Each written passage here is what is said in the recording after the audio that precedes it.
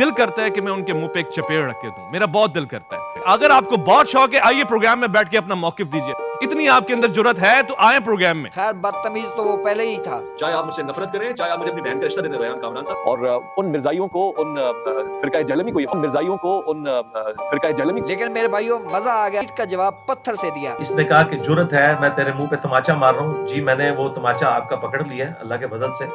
इससे अगली बात मैं करना नहीं चाहता, एक अखलाक से गिरी हुई बात। अब की बार मेरे भाइयों ये होगा। और फिर मेरे भाइयों इस बात की कैसे तावील पेश की जा सकती है कि नाउज़ बिल्लाह अल्लाह रब्बुल इज्जत किसी शख्स की जबान से बोलता था मेरा झंडा नबी सल्लल्लाहु अलैहि वसल्लम के झंडे से भी बड़ा होगा। इतनी जुर्रत करे वो और इनके बुजुर्ग और एक्सपोज होंगे। बिस्मिल्लाहिर्रहमानिर्रहीम। मेरे मुसलमान भाइयों अस्सलामु अलैकुम वरहमतुल्लाहि वबरकातुहू। मेरे भाइयों अब तक आप अच्छी तरह से जान गए होंगे कि गुज़श्ता रात को उस्ताद मोहतरम अनिल मोहम्मद अली मिर्ज़ा साहब ने अपने ऑफिशियल यूट्यूब चैनल के ऊपर एक वीडियो अपलोड की। वैसे तो उस्ताद मोहतरम जब भी किसी मुद्दे के ऊपर बात करते हैं तो उसके लिए संडे का वेट करते हैं। ये रिप्लाई था अवैस रबानी के उस चैलेंज का जो उसने GTV के ऊपर लाइव ट्रांसमिशन के अंदर दिया था। वो जो लोग बैठे हुए इन मौकिफात का फायदा उठाकर लोगों को गुमराह करते हैं, मेरा दिल करता है कि मैं उनके मुंह पे एक चपेड़ रख के दूं, मेरा बहुत दिल करता है। ख्वाजा साहब के हवाले से किसी की मजाल हो सकती है, वो बैठ के बकवास करे वहां, तो वो मेरा जलम वाला महबूब बहुत ज्यादा मोहतात हो जाए। आपको हम यहाँ नहीं डिस्कस कर रहे, आपके हवाले से हम बात नहीं कर रहे, आपको जरूरत नहीं है कि आप हमें बात करें। अगर आपको बहुत शौक है, आइए प्रोग्राम में बैठ के अपना मौकिफ दीजिए। कैमरे और कमरे में बैठ के हमारे मेहमानों के हवाले से आप मौकिफ देंगे, इतनी आपके अंदर जुर्रत है तो आए प्रोग्राम में। उसके लिए आपका जिगरा नहीं चलता है। हमने अपनी जुबानें रमजान में तो सीली हैं कि हम आपके हवाले से कोई बात ही नहीं करना चाहते ही नहीं आपको, तो फिर आप क्यों हमारे हवाले से बोल। और साथ में बदतमीजी भी की थी उस्ताद मोहतरम के साथ। खैर बदतमीज तो वो पहले ही था।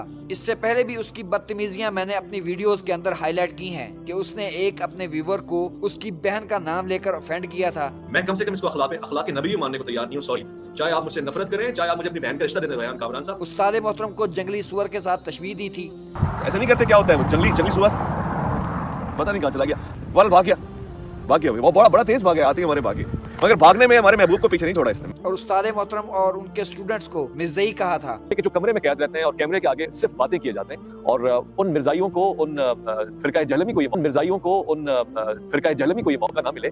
तो बदतमीज तो वो पहले से ही था। लेकिन मेरे भाइयों मजा आ गया जब उस्ताद मोहतरम ने उसकी ईंट का जवाब पत्थर से दिया और उसके चैलेंज को एक्सेप्ट किया। मैंने देखे 24 घंटे भी नहीं गुजरने दिए, बल्कि मैंने 24 मिनट भी नहीं गुजरने दिए। जैसे ही मुझे पता चला इस वीडियो का, मुझे पता चला 15 घंटे के बाद, जुमे की नमाज के बाद, तो मैं ये वीडियो तो मैंने बाद में बना रहा हूँ। मैंने पहले शुएब मदनी साहब जो डायरेक्टर हैं इनके GTV के, उन्हें मैंने फोन करके मैंने अपनी कमिटमेंट शो की है और मैंने कहा बिल्कुल तैयार हूँ। उन्होंने कहा बिल्कुल हम भी तैयार हैं आपको ऑनलाइन लेने के लिए, या अपनी टीम यहाँ पे रवाना कर देंगे। मैंने कहा जो मॉड आपको बेहतर लगे मैं तैयार हूँ इंशाअल्लाह ताला खत्म नबूवत का मुकदमा लड़ने के लिए सल्लल्लाहु अलैहि वसल्लम। तो अब देरी जो कुछ भी होगी इस एंकर की तरफ से होगी। और इसने कहा कि जुर्रत है, मैं तेरे मुंह पे तमाचा मार रहा हूँ। जी मैंने वो तमाचा आपका पकड़ लिया है अल्लाह के फजल से। इससे अगली बात मैं करना नहीं चाहता, एक अखलाक से गिरी हुई बात। और मैं इंशाअल्लाह ताला खत्म नबूवत का मुकदमा लड़ूंगा और मैं बताऊंगा कि इनके सारे बुजुर्ग, चाहे वो अशरफ थानवी साहब हों जिनकी डेथ 1945 में हुई, देवबंद के बुजुर्ग, और बरेलवियों के पीर मेरल शाह साहब 1937 में फौत हुए, और 1921 में आला हज़रत अहमद बरेलवी साहब फौत हुए, वो भी बरेलवियों के बड़े बुजुर्ग। ये सब के सब लोग इन सारी चीज़ों का दिफा करके गए हैं। और ये तो एक इबारत है, इसके अलावा वो इबारतें जिनका दिफा खुद मुफ्ती हनीफ कुरैशी साहब ने किया हुआ है अपनी वीडियो में इसी एंकर के साथ बैठ के। और ये मेरे ख्याल में 26 नवंबर का क्लाइमेक्स सीन होगा। मेरे भाइयों मैंने 26 नवंबर के हवाले से जो लास्ट वीडियो बनाई थी उसके अंदर मैंने कहा था कि अवैस रबानी भाई को उस्ताद मोहतरम अनिल मोहम्मद अली मिर्ज़ा साहब को एतमाद में लेना चाहिए। अब अवैस रबानी भाई और मुफ्ती हनीफ कुरैशी साहब को भी इसी तरह की दावत दी जाएगी लाइव डिबेट करने की, और वो कबूल करते हैं या नहीं करते ये देखा जाएगा। कि मुफ्ती हनीफ कुरैशी को भी उसी तरह लाइव डिबेट करने की इजाजत मिलेगी जिस तरह मुफ्ती तारिक मसूद हाफिजुल्लाह ताला को मिली थी। लेकिन उन्होंने इससे इस्तिफादा हासिल करने की बजाय सामने से शरायत देना शुरू कर दी थी, जिससे ये लाइव डिबेट वाला मामला खटाई में पड़ गया था। लेकिन अब की बार मेरे भाइयों ये होगा, क्योंकि इससे पहले भी अली भाई न्यू टीवी के ऊपर फिरकाबाज उलमा के साथ डिबेट कर चुके हैं। अली भाई मुनाजरा सिर्फ इसलिए नहीं करते क्योंकि मुनाजरे में हुल्लड़बाजी होती है। लाइव डिबेट में कम से कम एक एंकर होगा जो बारी बारी सबको मौका देगा बात करने का। और फिर लाइव डिबेट में सबसे बड़ा एडवांटेज ये होता है कि अवाम को फैसला करने में आसानी होती है, क्योंकि सब कुछ लाइव उनके सामने मनाजिर होते हैं।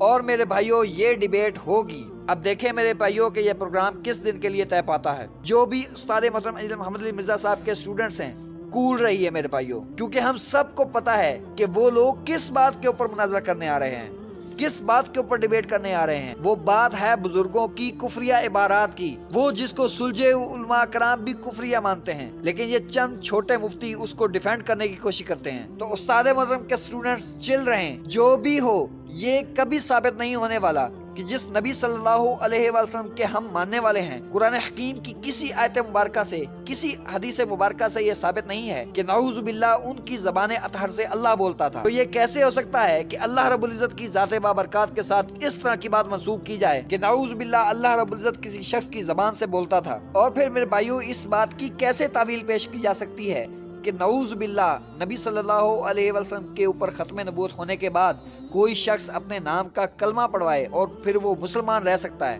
اور پھر یہ کیسے ہو سکتا ہے کہ کوئی شخص یہ کہے نعوذ باللہ میرا جھنڈا نبی صلی اللہ علیہ وسلم کے جھنڈے سے بھی بڑا ہوگا, اور وہ ان کا امتی ہو, اتنی جرت کرے وہ, اس کے بعد اس کے ماننے والے اس کی اس قول کی تعویل پیش کریں. تو چل رہو میرے بھائیوں, یہ بزرگوں کی کفریہ عبارات کی تعویل پیش کرنے والے اور ان کے بزرگ اور ایکسپوز ہوں گے.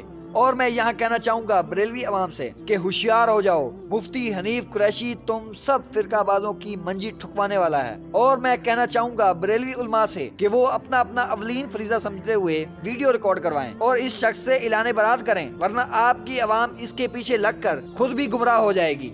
مفتی منیب الرحمان تو چشتی کلمے سے اعلان برات کر چکے ہیں اور اس کو کفریہ کہہ چکے ہیں. تو یہ شخص مفتی حنیف قریشی صوفیاء کا اور بریلوی عوام کا نمائندہ بن کر ان کفریہ عبارات کو ڈیفینڈ کرنے والا ہے. تو میں بریلوی عوام سے اور ان کے علماء سے کہوں گا کہ ہوش کے ناخن لیں, ایسا نہ ہو کہ یہ تمہاری بھی منجی ٹھکوا دے. میرے بھائیوں مجھے نہیں لگتا کہ چند جوہلا قسم کے لوگوں کے ٹولے کے علاوہ اس کے پیچھے کوئی بھی کھڑا ہوگا, کیونکہ میں سمجھتا ہوں کہ بریلوی مکتبہ فکر سے تعلق رکھنے والے سلجھے ہوئے علماء کرام بالکل ان عبارات کو صحیح نہیں سمجھتے. اور اب میرے بھائیوں اس لائیو ڈیبیٹ کا نتیجہ جو مرضی ہو, چاہے انجینئر صاحب ہار جائیں, پھر بھی میں نہیں سمجھ پا رہا کہ کسی شخص میں ایمان کا قطرہ بھی باقی رہے تو وہ ان کفری عبارات کو ڈیفینڈ کرے. میں سمجھتا ہوں کہ مفتی حنیف قریشی کو ان کفری عبارات سے اعلان برات کرنا چاہیے, توبہ کرنی چاہیے, اللہ رب العزت سے معافی مانگنی چاہیے.